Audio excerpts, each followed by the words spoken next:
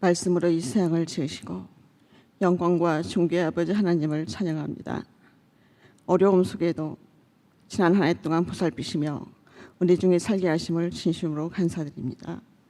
이 시간 먼저 하나님의 그 크신 사랑과 자비에 의지하여 겸손한 마음으로 지난 날을 돌아보아 우리의 허물을 고백하고 회개하오니 용서해 주시옵소서.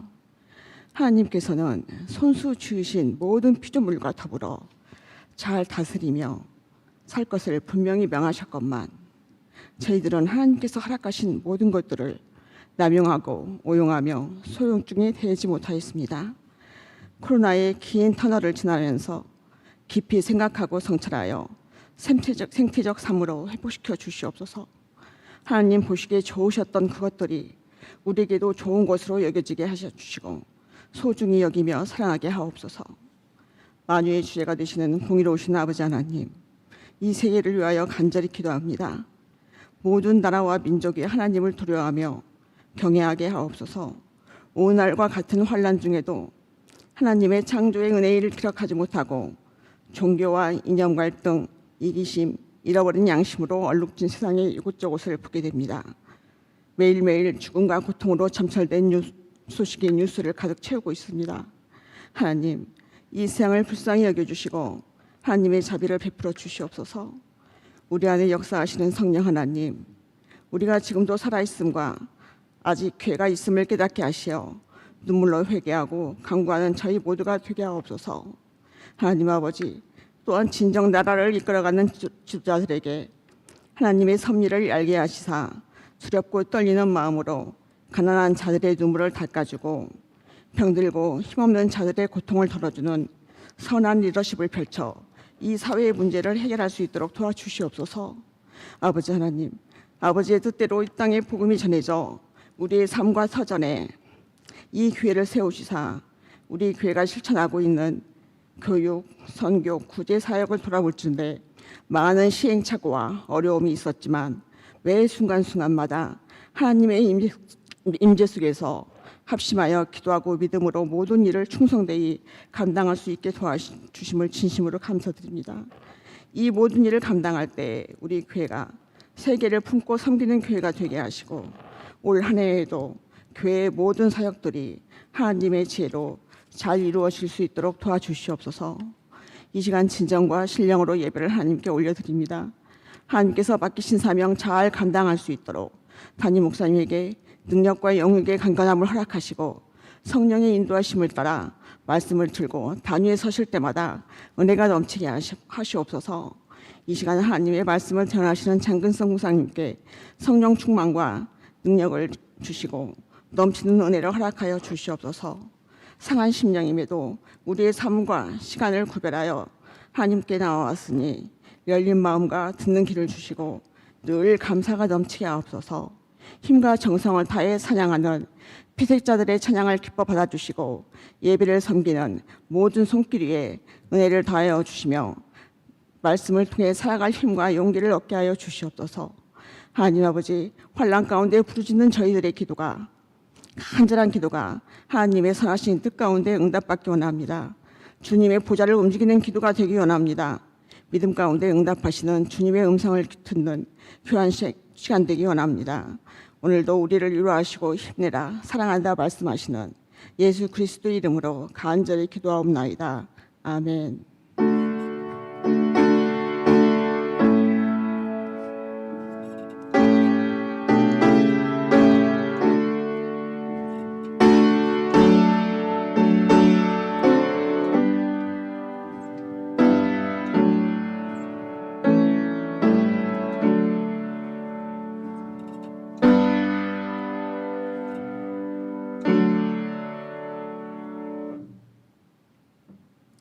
찬송가 310장 우리 함께 찬양하겠습니다.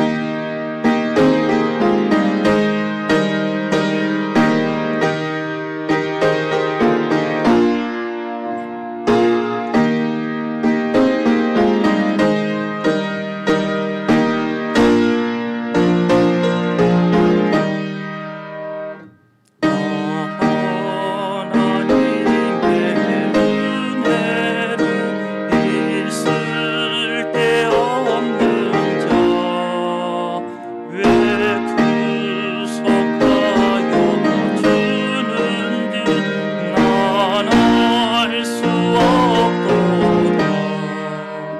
내가 믿고 또 의지하는 내 모든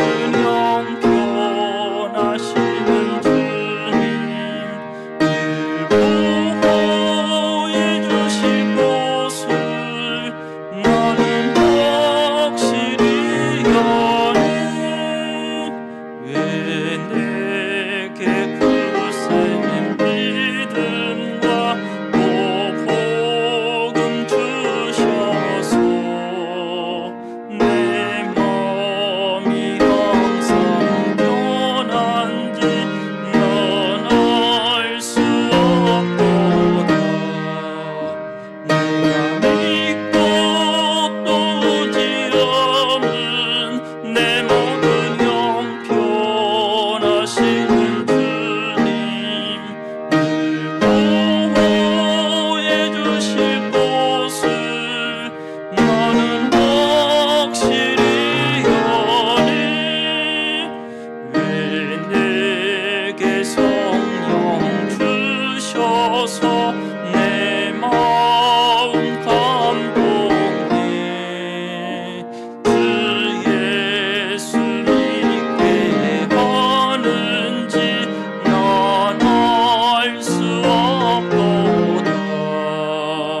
내가 믿고 또 의지하는 내 모든 형편하시는 주님, 늘 보호해 주실 것을 나는 확실히 아네. 주 언제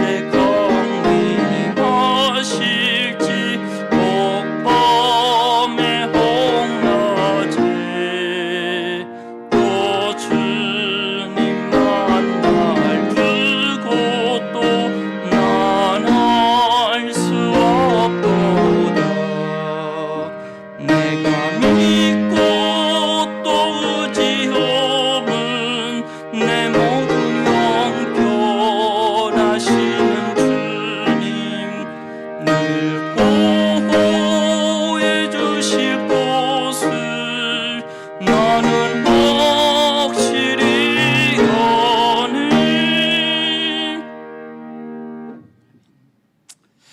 우리에게 주시는 하나님의 말씀 함께 보도록 하겠습니다. 창세기 1장 1절의 말씀입니다.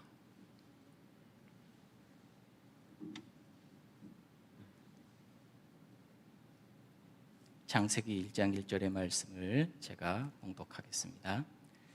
대초에 하나님이 천지를 창조하시니라. 아멘.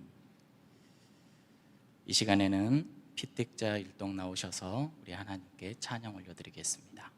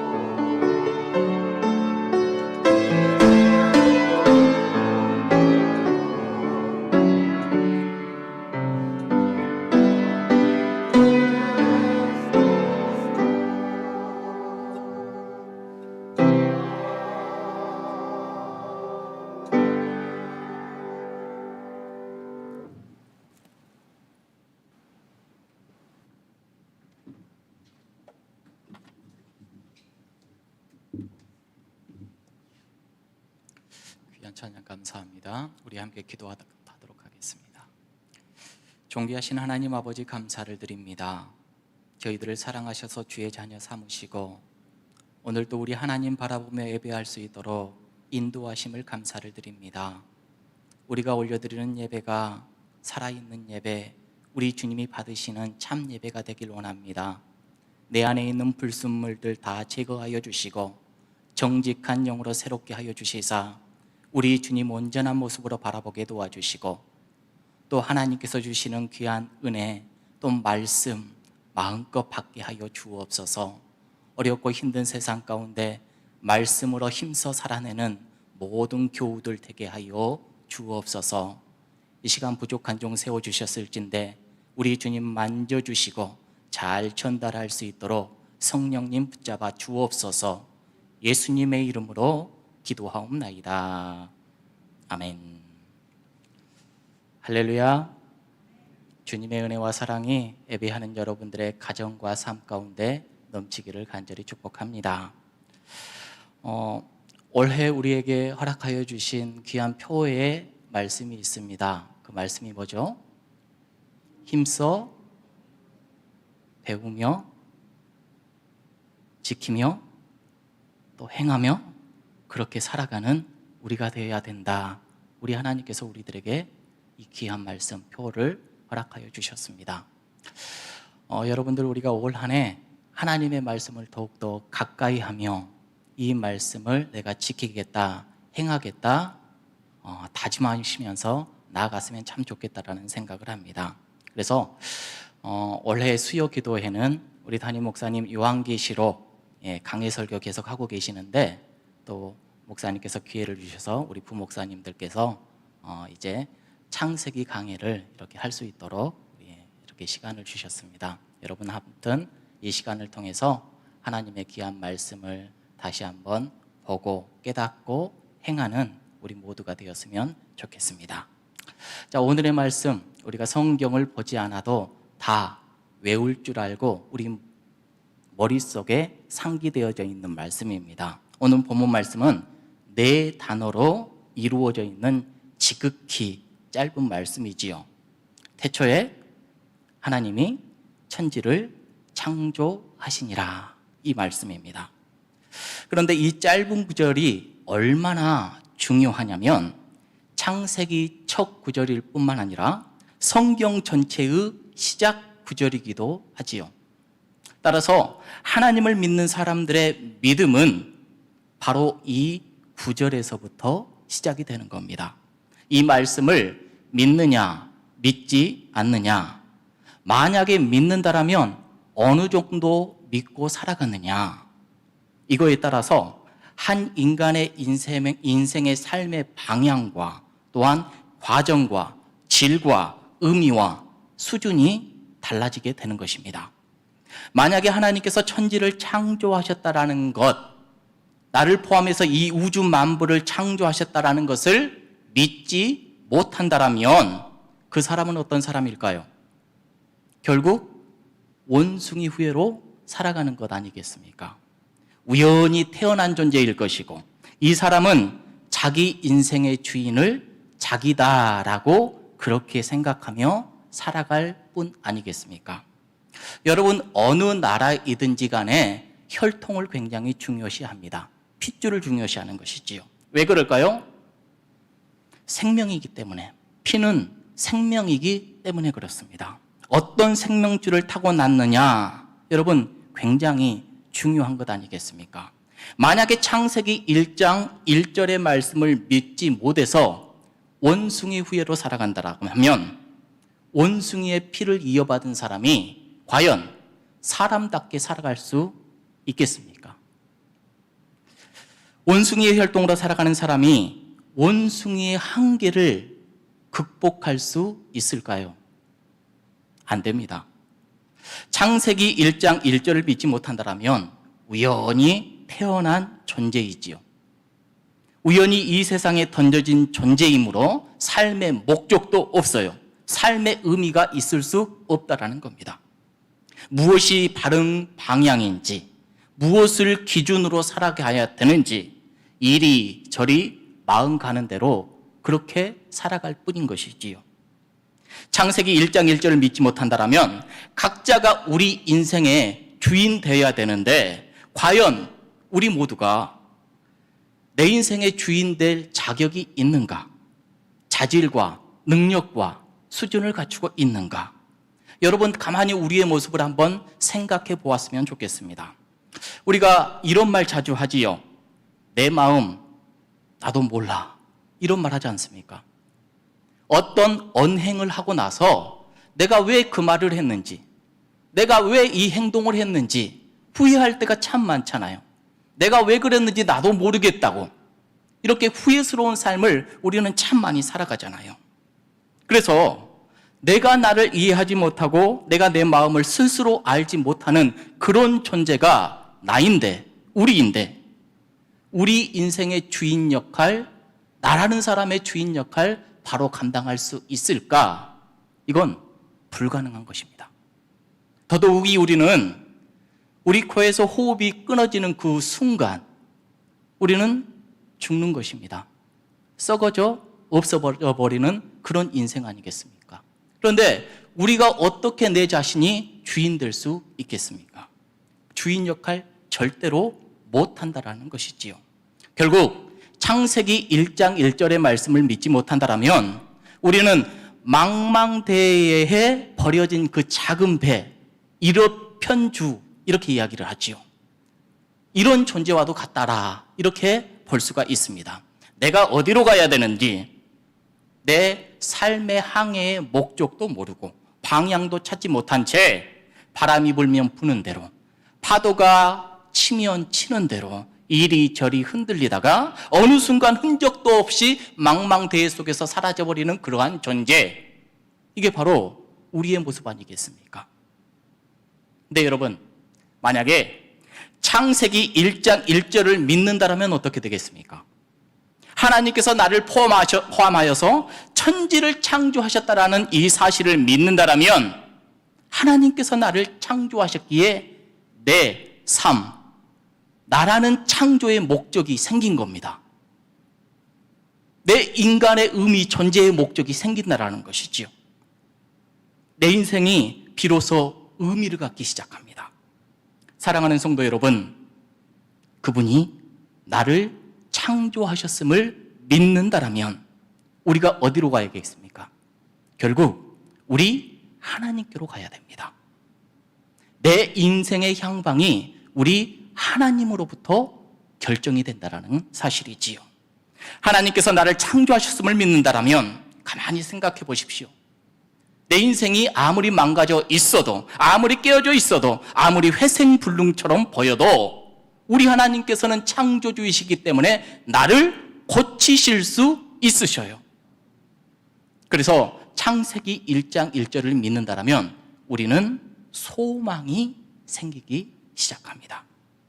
창세기 1장 1절을 믿으면 그분이 나를 창조하신 분이기에 창조하신 그분의 말씀대로 살면 내 인생은 새롭게 구축되어져 가는 거죠.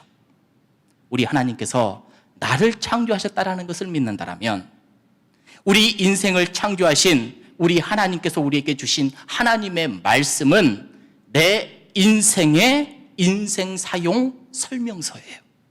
그러니 하나님의 말씀이 너무나도 중요하다라는 것이지요. 따라서 창세기 1장 1절을 믿느냐, 그렇지 않느냐, 이거에 따라서 우리의 삶은 확연하게 달라지는 것입니다. 우리가 창세기 1장 1절을 믿어도요, 인생은 망망대해의 일업편주와 같다라는 의미는 똑같아요. 믿지 않는 사람도 일업편주고 믿는 사람도 일업편주예요. 그러나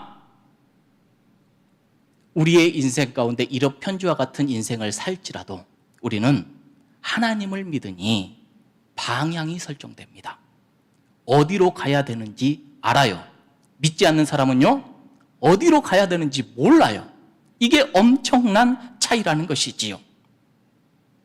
내가 가고 있는 인생의 여정이 아무리 보잘것없다 할지라도 내 인생을 어떻게 가꾸고 내 인생을 어떻게 다루어야 될지 믿고 있으면 안다라는 것이지요. 더 중요한 것은 무엇이냐? 내가 창세기 1장 1절을 믿을 때에 이 1억 편지와 같은 이 작은 배의 선장이 누구예요? 우리 하나님이십니다. 우리 하나님이 운전하셔요. 여러분, 은혜로운 찬양이 있잖아요. 찬송가 432장. 여러분들 잘 알 거예요. 제가 한번 읽어볼게요. 한번 띄워주실래요? 예. 큰 물결이 설레는 어둠 바다, 저 등불의 불빛도 희미한데 이 풍랑에 배저 항해하는 이 작은 배 사공은 주님이라. 나 두려움 없네 두려움 없도다. 주 예수님 늘 깨어 계시도다. 이 흉흉한 바다를 다 지나면 저 소망의 나라에 이르리라. 여러분, 망망대해 속에서 항해하는 1호 편지와 같은 인생이지만 때로는 풍랑도 만나지만 때로는 어려움도 생기지만 두려워할 게 없답니다. 왜죠? 이 배의 주인이 나를 창조하신 주님이기 때문에 그렇습니다. 내가 창세기 1장 1절을 믿을 때에 우리 주님은 나를 데리고 어디로 가셔요? 저 소망의 나라로 인도하여 주신다 말씀하여 주십니다. 그렇다면 우리가 창세기 1장 1절을 믿느냐 믿지 않느냐, 믿으면 얼마나 믿느냐에 따라서 여러분 우리의 인생이 확연하게 달라지고 이 1장 1절을 말씀하신 우리 하나님께 내 삶을 얼마나 위탁하느냐에 따라서 우리 삶이 달라질 수밖에 없음을 우리는 확신하고 이 말씀을 받아들여야 된다는 것이지요. 그렇다면 우리가 창세기 1장 1절의 구체적인 단어의 의미를 좀 더 깊이 생각해 보았으면 좋겠다. 여러분, 한글말로 태초에 하나님이 천지를 창조하시니라 이렇게 되어 있지요. 근데 히브리 원어는 어떻게 되어 있냐? 한번 이게 띄어졌네요. 이게 변환이 잘 안 돼서 좀 힘이 먹었는데, 자, 위에는 히브리 그대로 원어이고 밑에는 그대로 지금 읽히는 대로 제가 이렇게 풀어놔 봤는데, 자, 베레스트 바라 엘로임 엣 하사마임 벳 하아레츠 이렇게 되어져 있어요. 예. 우리 한글은 왼쪽에서 오른쪽으로 읽지만 히브리어는 오른쪽에서 왼쪽으로 이렇게 읽혀지거든요. 자, 한글 성경은 태초에 하나님이 천지를 창조하시니라 이렇게 되어 있는데 히브리 원어를 보니까 자, 다시 한번 봐보세요. 자, 베레스트 이 말은 태초에라는 말입니다. 태초에. 자, 무슨 일이 있었냐? 봐라, 창조하셨다. 태초에 창조가 있었대요. 그 다음에 누가 창조했냔 말이냐? 누가 창조했어요? 엘로힘. 누구죠? 하나님이 뭘 창조하셨느냐? 엣 하샤마임. 뭘까요? 하늘. 그리고 벳 하아레츠. 땅을 창조하셨다. 이렇게 돼 있어요. 그래서 히브리 말로 저렇게 기록되어져 있는데 우리 말과는 조금 순서가 다르지요. 자, 히브리어 원어 순서대로 한 단어씩 이렇게 살펴보자면 이렇습니다. 자, 처음에, 태초에, 이렇죠? 베레스트. 다시 한번 베레스트 한번 띄워줘 보실래요? 예. 자, 자, 베레스트의 배는 뭐뭐 안에, 영어로는 in. 이렇게 생각하면 되겠습니다. 자, 그 다음에 레스트, 기원, 시작, 이런 뜻을 갖고 있어요. 자, 이것을 영어 성경에서는 in the beginning 이렇게 표현을 했는데, 자, 우리말은 태초에 이렇게 해놨습니다. 근데 더 정확하게 우리말로 번역을 해보면 이렇게 생각하면 되겠어요. 시초에, 처음이 시작될 때에. 그러면 여러분, 도대체 뭐가 시작이 되었을까요? 처음에 뭐가 시작이 되었을까요? 하나님께서 지금 태초에 천지 만물을 지으시잖아요. 그렇죠? 그런데 모든 사람을 포함해서 모든 만물은 어떻게 존재할 수 있을까? 자, 하나님은 영원하신 분이에요. 영원하신 분이시죠. 그렇죠? 하나님은 영원 속에서 존재하십니다. 자, 영원이라는 것은 시간과 공간을 초월해 버립니다. 우리 하나님은 영원 속에서 존재하셔요. 그런데 인간을 포함한 모든 형체를 가지고 있는 만물들은 어떨까요? 반드시 공간이라는 것이 있어야 되고 시간이라는 것이 있어야 돼요. 공간 속에서 시간을 통해서만 존재할 수 있다라는 거지요. 우리는 시간이 없으면 절대로 존재할 수가 없습니다. 자, 저와 여러분들은 태어난 그 날이 있지요. 생일이 있습니다. 자, 그날부터 나라는 사람이 존재하게 되는 것 아니겠습니까? 근데 언제까지 존재할까요? 그건 나도 몰라요. 그게 내일이 될지 10년 후가 될지 20년 후가 될지 우리 하나님만 알고 계시지요. 그러면 저와 여러분들은 태어난 그 시간부터 하나님께서 우리를 데려가는 그 시간 동안만 이 땅에 존재하는 거죠. 그렇죠? 이 지구라는 공간이 있기 때문에 지구라는 공간 속에서 주어지는 시간 속에 나는 살아가는 거예요. 따라서 모든 만물은 여기에서 예외일 수가 없습니다. 자, 하나님께서 천지를 창조하셨는데 그 천지를 창조하신 것을 언제 하셨나? 바로 이 시간이 시작될 때에. 그러니까 여러분, 베레스트라는 이 말의 기원이 뭐냐면 시간의 기원입니다. 시간이 시작될 때, 시간의 기원이에요.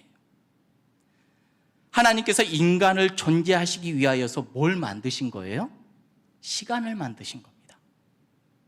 영원 속에 시간이라는 것이 들어오면서부터 거기에 하늘도 있을 수 있고 거기에 땅도 있을 수 있고 우리 인간도 있고 동물도 있고 식물도 있고 그렇다라는 것이죠. 요한복음 1장 1절 말씀에 보면 요한 사도가 이런 말을 하죠. 태초에 말씀이 계시니라.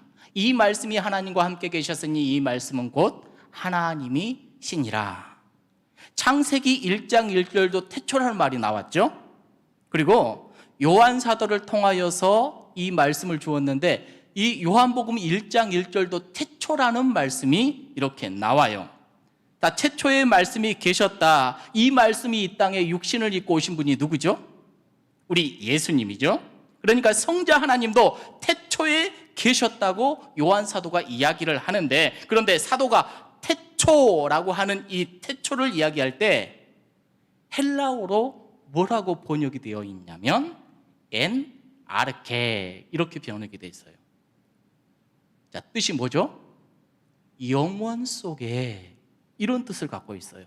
우리 한글 성경은 창세기 1장 1절도 태초고 요한복음 1장 1절도 태초인데 히브리어는 베레스트라고 이렇게 되어 있고 여기는 뭐라고 되어 있어요? 엔 아르케. 틀리게 이렇게 되어 있는데, 자, 이 엔 아르케라고 하는 말은 영원 속에, 이런 말입니다. 하나님은 영원 속에 계시잖아요. 그렇죠? 영원 속에 계시는데 영원 속에서 영원과 이 시간이 만나는 접점, 이게 바로 베레스트라는 이런 말이라는 것이지요. 하나님은 영원 속에 계시는데 인간은 시간이 있어야 존재할 수 있으니까 하나님께서 태초에 시간을 만드신 그때가 베레스트, 이 단어를 사용했다는 거죠. 여러분, 왜 이 단어가 우리에게 굉장히 중요한가? 첫째로 이 단어 자체가 하나님께서 자존자이심을 우리들에게 가르쳐주고 있습니다. 하나님께서 어떤 분이시라고요? 자존자이시다. 우리는 시간 속에 갇혀서 시간의 흐름과 동시에 우리는 다 노쇠하게 되어져 있습니다. 늙어갑니다. 그리고 우리에게 주어진 시간이 끝나면 우리의 생은 다 끝나게 되어져 있는 것이지요. 그런데 하나님께서는 엔 아르케, 영원 속에 그 자체로 계시는데 인간을 위해서 뭘 만드셨다고요? 시간을 만드셨어요. 이 시간을 만드셨다고 하는 것은 하나님은 이 시간과 상관없이 스스로 계시는 자존자이시다라는 것을 우리들에게 가르쳐주고 있어요. 자존자이시기 때문에 시간 만드실 수 있었다라는 겁니다. 그렇다면 하나님께서 자존자이시라고 하는 것이 왜 중요할까? 우리 하나님께서는 시간을 벗어난 자존자이시기 때문에 하나님은 늙어요, 안 늙어요? 늙지 않으셔요. 하나님은 언제나 변함없으신 그런 분입니다. 2000년 전에도 4000년 전에도 지금도 우리 하나님께서는 동일하셔요. 똑같으셔요. 아브라함 시대에도 지금 이 시대에도 우리 하나님께서는 그대로이시라는 것이지요. 변함이 없습니다. 구약 성경 이사야 말씀을 보니까 이런 말씀이 나옵니다. 이사야 46장 3절 4절 말씀입니다. 배에서 태어남으로부터 내게 안겼고 태에서 남으로부터 내게 업힌 너희여, 너희가 노년에 이르기까지 내가 그리하겠고 백발이 되기까지 내가 너희를 품을 것이라. 내가 지었은즉 내가 업을 것이요 내가 품고 구하여 내리라. 이 말씀이 있습니다. 여러분, 이 말씀을 보면서 이렇게 생각을 해봤으면 좋겠어요. 자, 우리가 나이로 한번 따져보시게요. 여러분, 우리 동부교회에서 제일 나이가 많으신 분이 누구이신지 아십니까? 모르시죠? 주공 4차에 사시는 분이신데 지금 요양병원에 계셔요. 102세, 1920년생이신데 예전에 제가 평생대학을 이렇게 했을 때 굉장히 정정하셨었거든요. 근데 또 시간이 지나다 보니까 몸이 더 이렇게 노쇠해지시고 지금은 요양병원에 계셔요. 시간이 지나니 몸이 더욱더 약해지시는 것이지요. 그럼에도 불구하고 지금 열심히 잘 신앙생활도 하고 계신다고 합니다. 자, 근데 여러분, 이 집사님 102세 이 집사님의 나이가 많습니까? 우리 하나님의 나이가 많습니까? 비교할 수가 없죠. 우리 하나님의 나이가 엄청나게 많을 거예요. 시간의 개념으로 따지다 보면. 근데 오늘 저는 말씀을 보니까 내가 노년에 이르기까지 내가 백발에 이르기까지 내가 업을 것이다. 구하여 낼 것이다. 여러분, 시간의 개념으로 따지면은 우리가 더 젊고 힘 있는 것 같은데, 그렇잖아요. 근데 왜 이게 말이 안 되는 거죠? 우리 하나님께서는 영원하신 자존자이시기 때문에 시간의 구애에 받지 않습니다. 동일하시고 노쇠하지 않으신다라는 거예요. 우리 하나님께서 우리들에게 말씀하시잖아요.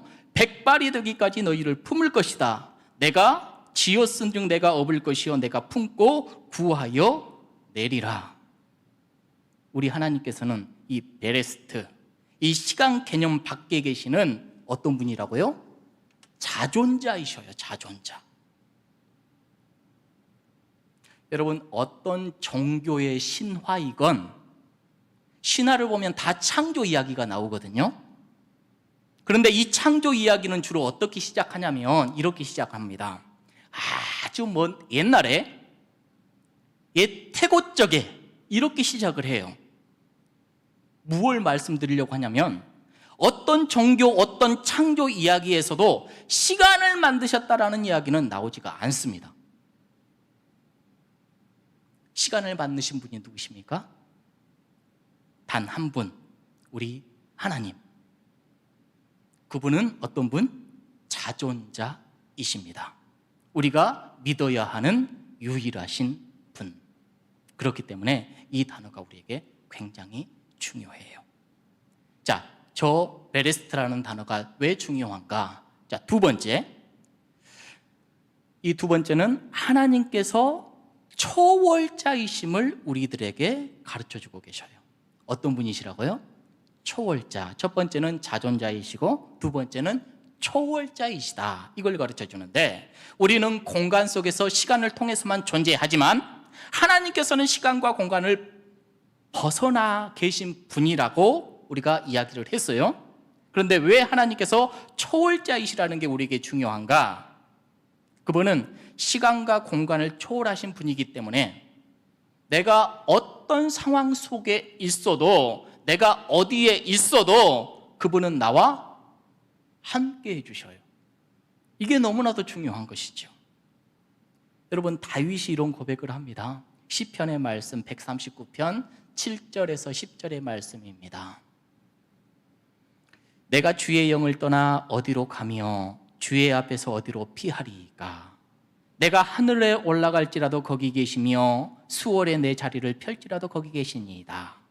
내가 새벽 날개를 치며 바다 끝에 가서 거주할지라도 거기서도 주의 손이 나를 인도하시며 주의 오른손이 나를 붙드시리이다. 다윗이 이렇게 고백을 합니다. 여러분, 하나님께서는 저 멀리 계시는 분이 아닙니다. 그렇잖아요. 저 멀리 계셔서 우리가 찾아가야 된다, 이게 아니잖아요. 우리가 오늘 또 영상 예배 드리는데 예배당에서만 임재하시는 그런 하나님 아니시잖아요. 가정에서 예배하시는 분에게도 우리 하나님은 함께 하시고 임재하시잖아요. 우리 하나님께서는 내가 저 산 위에 있어도, 저 바다에 있어도, 배를 타고 있어도, 비행기를 타고 있어도, 직장에 있어도, 내가 가고 있어도 멈춰 있어도 언제나 모든 시간과 공간을 초월해서 나와 함께 하시는 분, 어떤 분이에요? 바로 초월자이셔요. 그러니 우리들에게 너무나도 중요하다는 사실입니다. 여러분, 우리 하나님께서는 이토록 우리들과 함께 하셔요.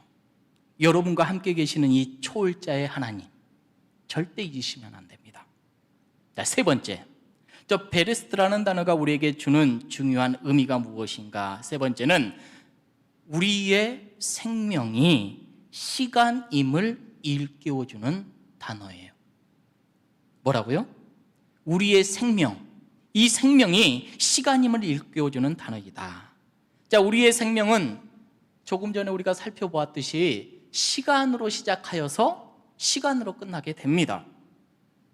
여러분, 에베소서 5장 16절 말씀 우리가 잘 알지요. 세월을 아끼라, 때가 악하다, 이런 말씀 알잖아요. 자, 세월을 아끼라, 여기서 아끼라 이렇게 말하는데, 이 아끼라고 말하는 이 말의 헬라어는 엑사고라죠, 이런 말입니다. 이건 건져 올린다, 건져 올린다라는 말이에요. 자, 우리는 1초 1초를 지금 흘려보내고 있습니다. 그렇잖아요.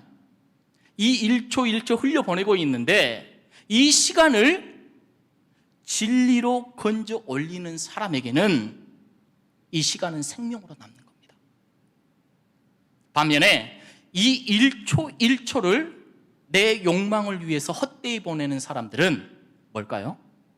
오늘 또 자기 생명 갉아먹는 사람들입니다. 우리 하나님께서 우리들에게 아끼라, 세월을 아끼라, 진리를 건져내라, 이렇게 말씀하셔요. 여러분, 생명은 절대로 거창한 것이 아닙니다. 우리가 시계를 들여다보면서 1초 1초 흘려보내는데 그것이 내 생명이에요. 우리에게 허락된 이 시간을 우리는 함부로 소비해서는 절대로 안 됩니다. 여러분, 오늘 예배하는 이 시간이 다시 오겠습니까? 우리는 이 예배 시간을 건져내야 됩니다. 여러분, 선을 행하는 시간, 복음 전하는 시간, 봉사하는 시간, 구제하는 시간, 모두가 시간 속에서만 가능한 것 아니겠습니까? 그렇잖아요. 이 모든 것을 건져내는 사람에게 시간은 생명으로 남게 된다라는 거예요. 그런데 이 모든 허락하여 준 이 시간을 무의미하게 세상 욕망 가운데 살아낸다라면 우리는 하나님께서 허락하여 준 이 생명을 그냥 무의미하게 갉아내고 있는 거죠.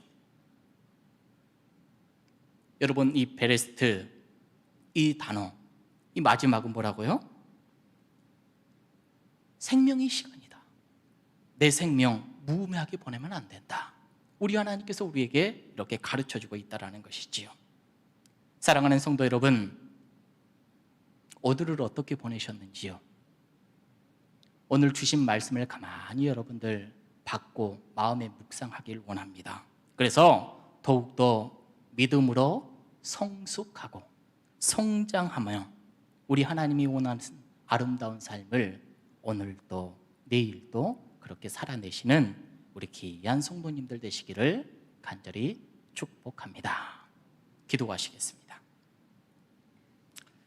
거룩하신 하나님, 어둠 바다 거친 물결이 몰아치는 삶의 현장 속에서도 우리 하나님을 믿음으로 담대하게 하여 주옵소서. 나와 함께 하시는 우리 하나님은 지존자이시며 자존자이시며 초월자이시며 전능자이시기에 두려움은 사라지게 하여 주시고 우리 주님이 허락하여 주시는 평강을 날마다 누리게 하여 주옵소서. 예수님의 이름으로 기도하옵나이다. 아멘. 우리 함께 찬송하겠습니다. 찬송가 432장입니다.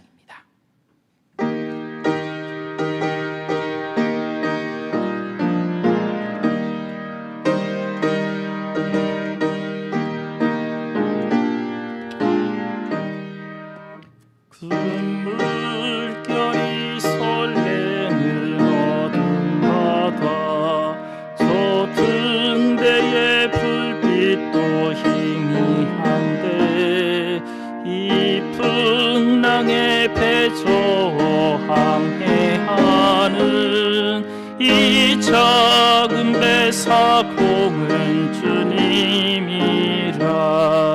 나 두려움없네 두려움없도다. 주 예수님 늘 깨어 계시도다.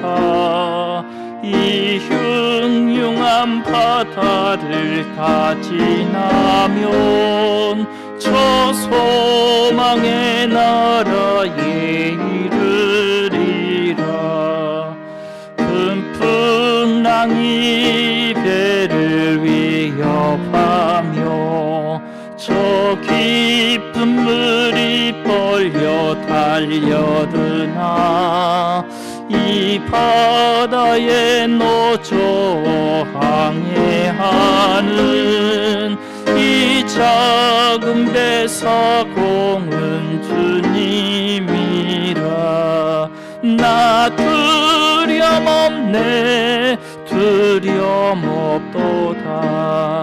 주 예수님 늘 깨어 계시도다.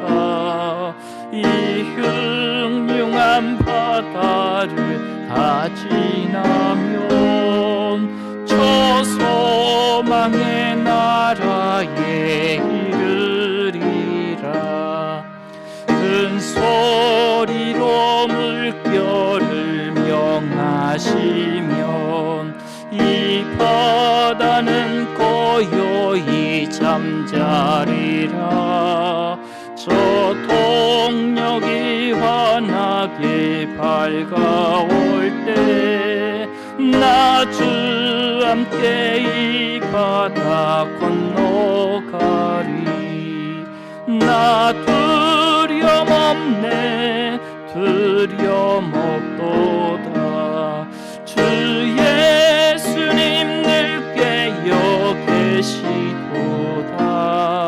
이 흉흉한 바다를 다 지나면 저 소망의 나라에 이르리라.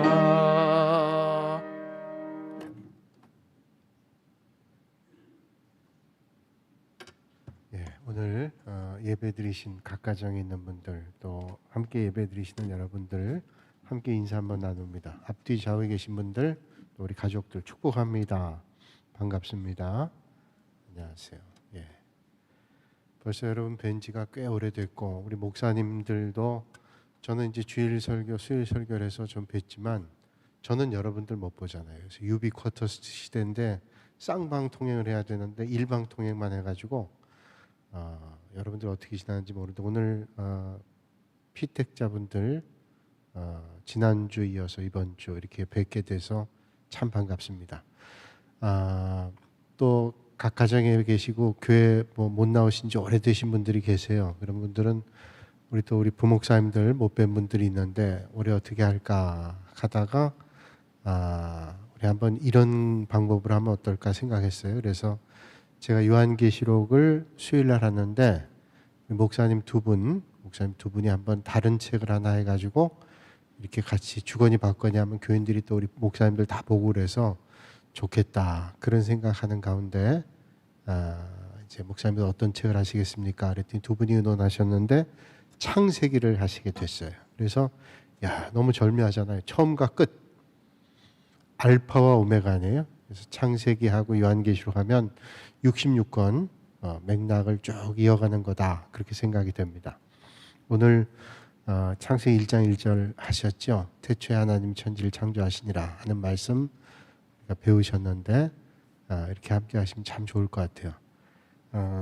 제가 부산에서 목회할 때 목사님들 여러 분 계셨는데 그때는 담임 목사님이 수요기도회를 안 했어요. 그래서 부목사님들이 이렇게 책을 하나 정해가지고 여러 책을 했죠. 그러니까 창세기도 했고 뭐 여호수아도 했고 그렇게 했는데 이제 이렇게 진행이 됩니다. 우리 장 목사님이 창세기 1장 1절부터 뭐 5절까지 한다. 오늘 1절 했지만 그 다음에 2절부터 뭐 10절까지든 15절까지든 한 책을 한 장을 전제하든 그 다음에 이어지는 거예요. 그러니까 참 하나님이 역사하시는 게 놀랍다는 걸 이제 우리가 말씀 나누면서 깨닫게 되는데 기대하는 마음으로 하시면 되겠습니다. 그래서 두 번째 주일 지난 수요일은 장 목사님, 네 번째 주일 지난 수요일은 윤 목사님 그렇게 하고 나머지 수요일은 제가 하도록 그렇게 의논했습니다.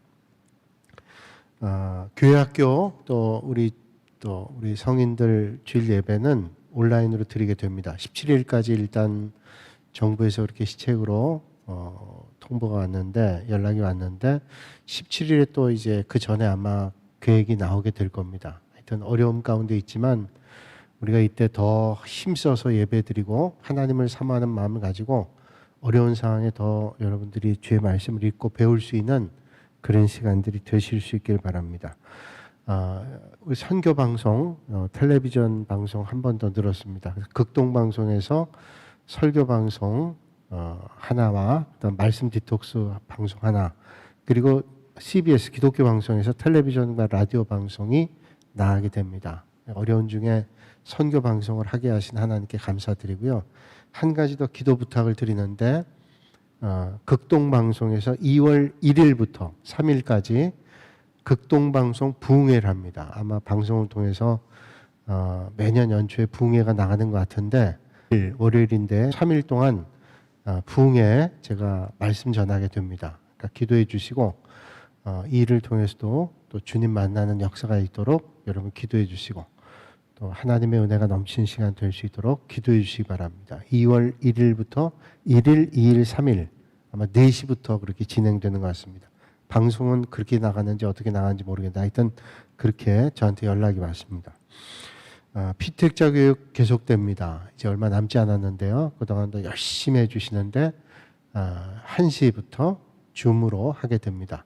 성경 공부도 또 이제 앞으로 있는 제자 훈련도 개학 후에는 3월부터 있게 되는데 상황이 어떻게 될지 모르겠으나 성경 공부와 제자 훈련 계속됩니다. 어떻게 하는가 하면 줌으로 하게 됩니다. 아쉬움이 있지만 못할 건 아닌 것 같더라고요. 그래서 줌을 통해서 하면 여러분들과 서로 교감이 되고 나눌 수 있기 때문에 별 어려움이 없는 것 같아요. 해보니까 성경을 함께 읽기는 좀 어렵습니다. 왜냐하면 그 줌에서 시차가 있어가지고 그러나 교독을 할 때는 전혀 문제가 없더라고요. 그래서 제자 훈련이나 성경 공부 전혀 어려움이 없을 것 같아요. 일방적인 방송 영상을 올리는 것보다 성경 공부와 제자 훈련은 줌을 통해서 하도록 그렇게 하겠습니다.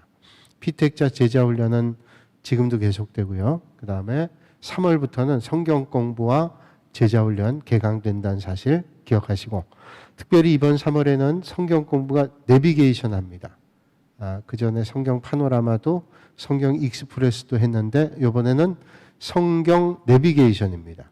그래서 새로 공부하기를 원하시는 분들은 우리 사무실에 신청해 주시면 또 교재를 준비해야 될 내용들이 있기 때문에 또 그 다음에 우리가 카톡방을 만들어야 줌으로 함께 공부할 수 있습니다. 꼭 신청하셔야 함께 공부하게 되게 됩니다.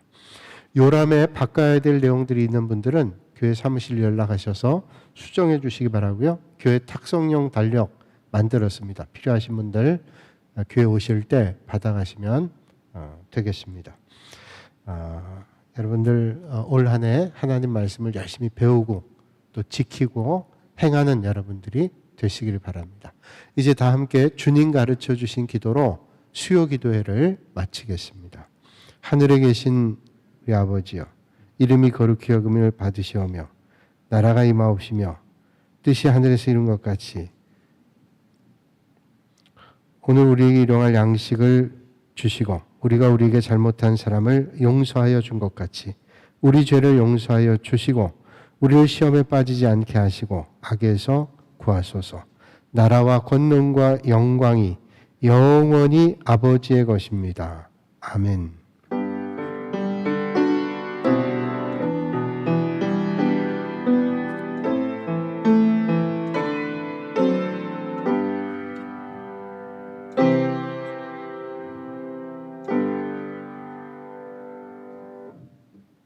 음.